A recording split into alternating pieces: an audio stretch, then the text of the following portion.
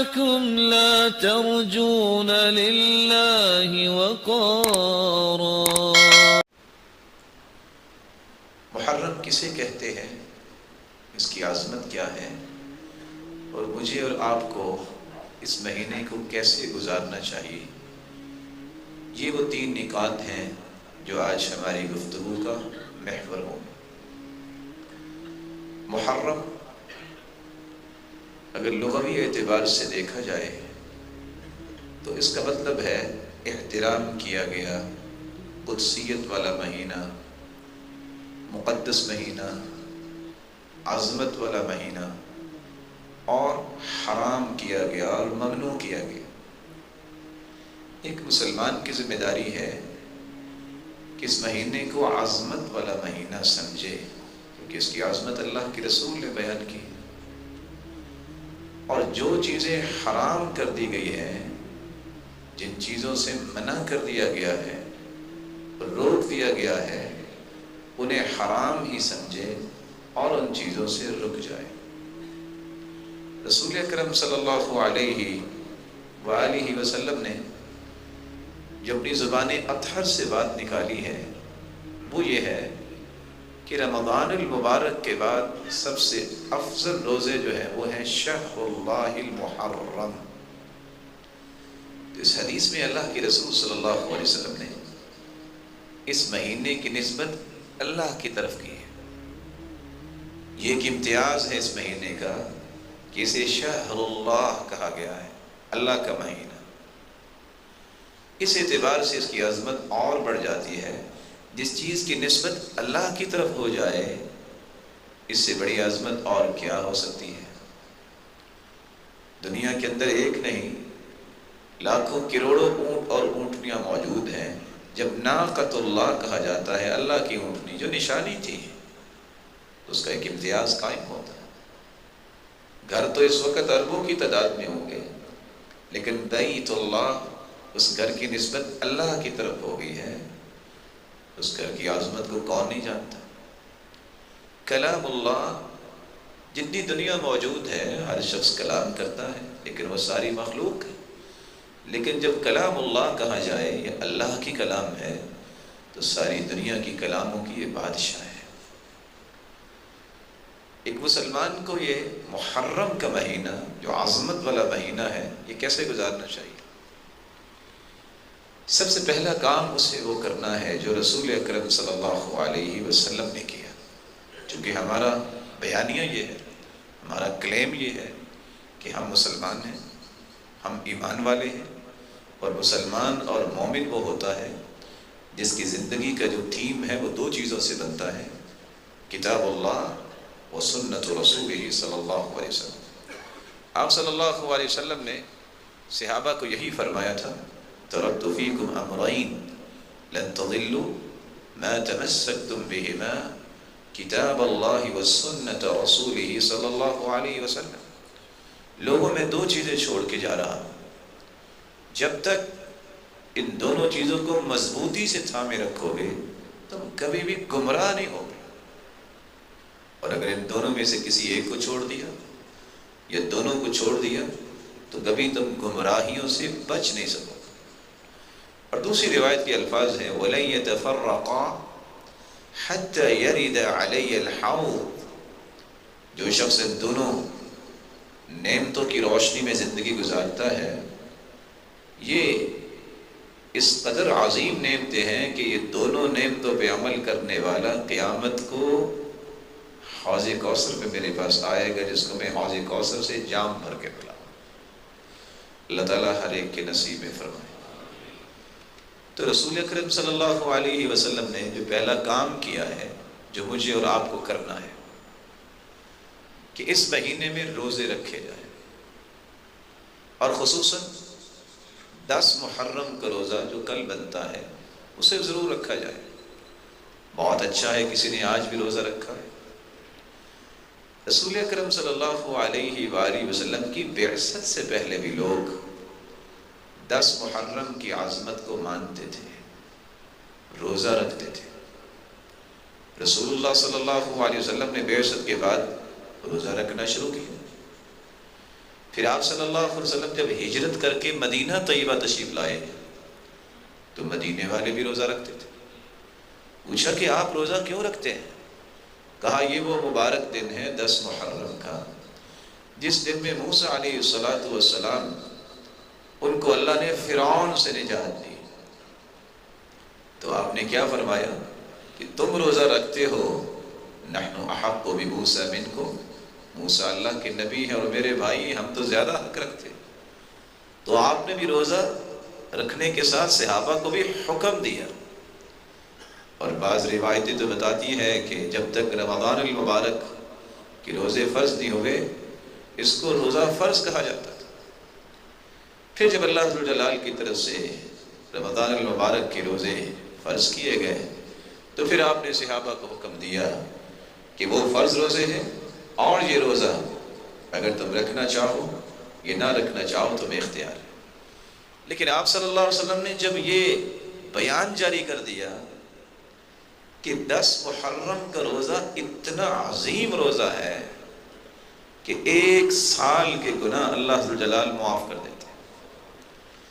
اگر آپ کل کی تاریخ کو دیکھیں تو یہ 15 گھنٹے کو 20 منٹ کا روزہ ہو،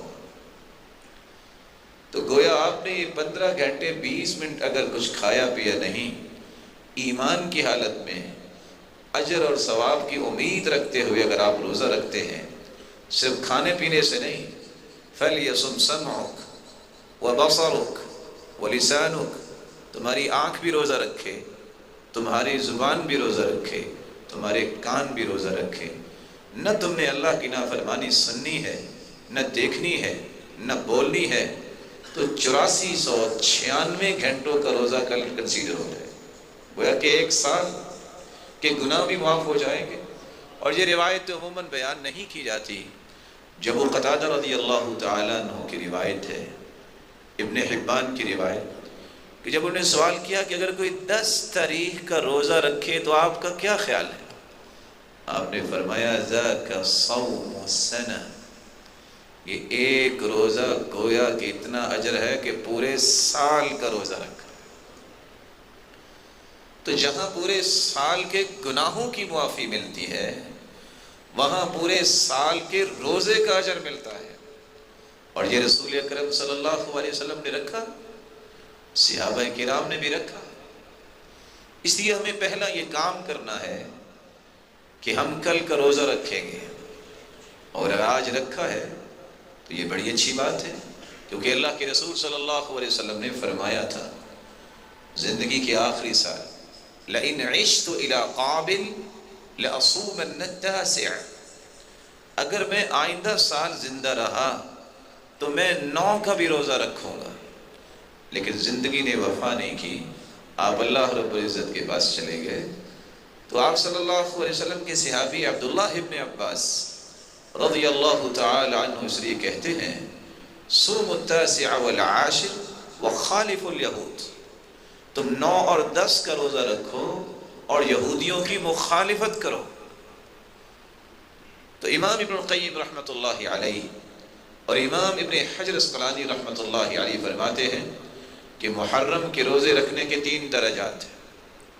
پہلا درجہ یہ ہے کہ آپ 10 محرم کا روزہ رکھیں، دوسرا درجہ یہ ہے کہ 9 اور 10 کا روزہ رکھیں، اور تیسرا درجہ یہ ہے، اگرچہ ان روایات کو بعض علماء نے کمزور کہا ہے، کہ آپ 1 دن پہلے اور 1 دن بعد، گویا کہ 9 اور 10 اور 11 کا روزہ رکھیں۔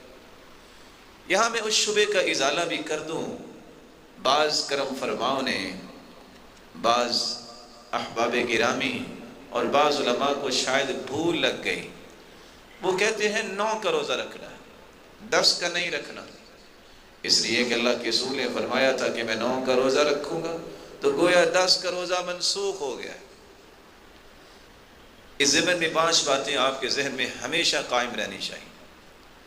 رسول اکرم صلی اللہ علیہ وسلم نے 10 کا روزہ رکھا، صحابہ کرام نے 10 کا روزہ رکھا، اور فضیلت جو بیان کی ہے وہ ہے سئل عن صوم یوم عاشوراء، 10 تاریخ کے روزے کی فضیلت کیا ہے؟ تو آپ نے فرمایا 1 سال کے گناہ اللہ تعالیٰ معاف کر دیتا ہے۔ یہ خبر ہے۔ آپ صلی اللہ علیہ وسلم سے جب پوچھا گیا کہ 10 طریق کے حوالے سے آپ کیا فرمائیں گے، آپ نے فرمایا ذاک صوم السنہ، یہ 1 سال کا روزہ ہے۔ خبر ہے، خبر کبھی منسوخ نہیں ہوتی۔ اصول کی کتابیں پڑھنے والے جانتے ہیں اور پڑھانے والے بھی جانتے ہیں کہ کبھی بھی خبر منسوخ نہیں ہوتی، کیونکہ اگر خبر کو منسوخ مانا جائے تو یستلزم خلاف الواقع والکذب، اس کا معنی ہوتا ہے کہ یہ خلاف واقع چیز ہے اور جھوٹ ہے۔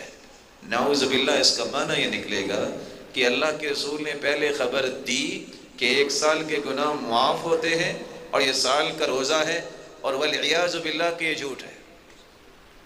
نبی کی بات میں تناقض نہیں ہو سکتا۔ پھر رسول اللہ صلی اللہ علیہ وسلم کی صداقت، پوری کائنات کی صداقت جہاں ختم ہوتی ہے وہاں محمد مصطفیٰ کی صداقت کا آغاز ہوتا ہے۔ دوسری بات یہ ہے کہ سیدنا عبداللہ ابن عباس رضی اللہ تعالی عنہ کی روایت جو مصنف عبد الرزاق میں ہے، جس میں اس بات کا تذکرہ ہے صوم التاسع والعاشر وخالف الیہود، آپ نے جہاں کچھ 26 قسم کی مخالفتیں مختلف احادیث میں آئی ہیں کہ یہودیوں کی مخالفت کرو، وہ موزے پہن کے نماز نہیں پڑھتے تو موزے پہن کے نماز پڑھا کرو، یہودیوں کی مخالفت کرو، اہل کتاب کی مخالفت کرو، مونچھوں کو کٹواؤ اور داڑھیوں کو معاف کرو، یہودیوں اور اہل کتاب کی مخالفت کرو، طرح طرح کی حدیثوں میں اس بات کا تذکرہ ہے۔ آپ نے جو 9 کا روزہ رکھنے کی خواہش کی تھی وہ یہودیوں کی مخالفت تھی کہ وہ 10 کا روزہ رکھتے ہیں تو میں 9 کا بھی رکھوں گا تاکہ یہودیوں کی مخالفت۔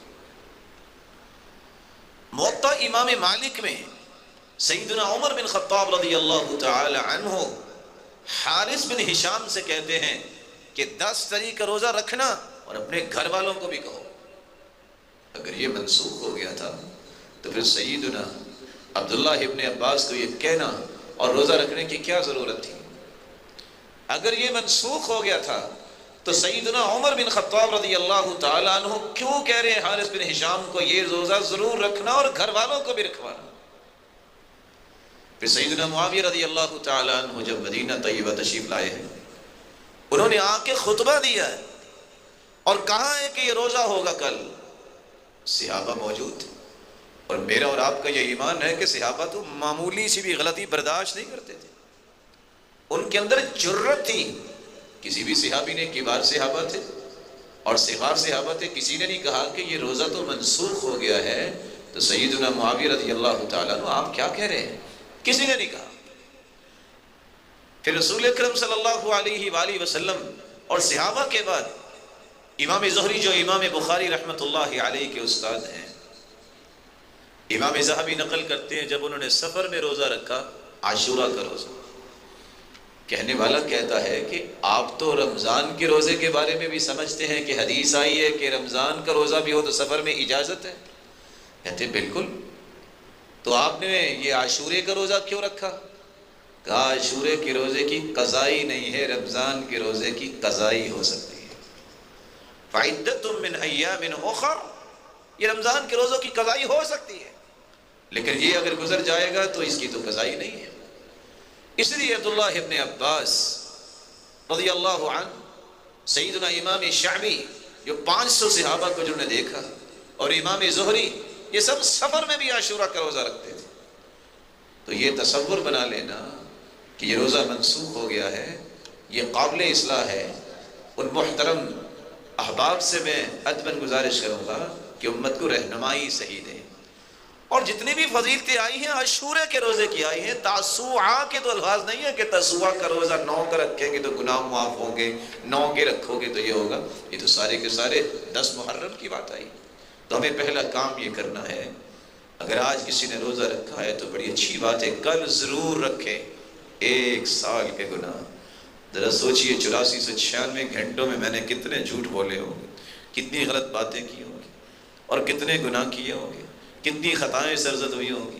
ایک روزے سے اگر سارے کے ساری صاف ہو جائیں تو یہ سودا مہنگا تو نہیں ہے۔ ایک روزہ جو اللہ عز و جلال کی راہ میں رکھنے والا ما من عبد يصوم يوما الا باعد الله بذلك اليوم وجهه عن النار 70 خريفا، ایک روزہ جو رکھتا ہے 70 سال سفر کیا جائے تو جتنا سفر بنتا ہے، اور دوسری روایت میں تو آتا ہے 100 سال، اور تیسری روایت میں آتا ہے کہ اتنی درمیان میں جہنم اور روزے دار کے درمیان خندق بنا دی جائے گی، فاصلہ اتنا ہوگا جتنا مشرق و مغرب کا فاصلہ ہے، اتنا اللہ ذوالجلال اس روزہ رکھنے والے کو جہنم سے دور کر دے۔